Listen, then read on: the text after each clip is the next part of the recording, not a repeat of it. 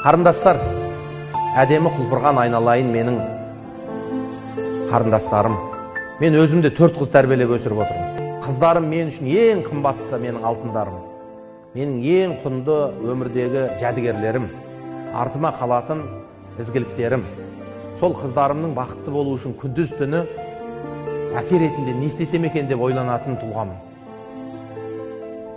Сондықтан қыздар, сіздің қолыңыздағы ұстаған смартфоныңыз бен үстіңіздегі киген киіміңіз сізден қымбат болып кетпеу керек.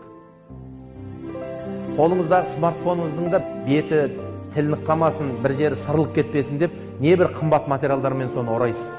Құлағыңыздағы қымбат сырғаңыз болса, соны бір коробкасынан ұстап, бөтен көзден жасырып жүресіз. Бірақ сіз соткаңызды сондай аялап, оның ішіндегі кодын ешкімге айтпай, құлағыңыздағы алтын күмісіңізді өзге адамға тағуға бермей жүрген кезде, сіздің көрінген жігіт беліңізден ұстап жатса, сіздің омырауыңызға көрінген жігіттің мұрны тығылып жатса, сіздің шашыңызды қалаған жігіттің алақанын сипап жатса, онда сіздің соткаңыз бен құлағыңыздағы алтыңыздан құныңыздың төмен болғаны.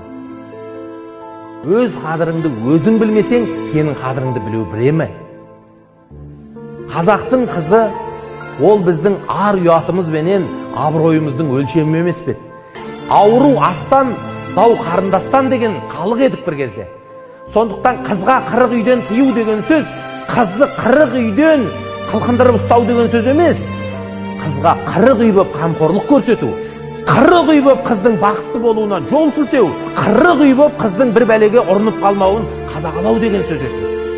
Біз батыстан технологияны үйренейік, Жапоннан тиянақтылық, еңбекқорлықты үйренейік, немістен дәлдікті үйренейік, басқа елден бүкіл ғылым менен еңбекқорлықты үйренейік. Бірақ қазақ отбасы құндылығы менен рухани құндылықтарда ешкімнің алдында ұялатын жағдайымыз жоқ.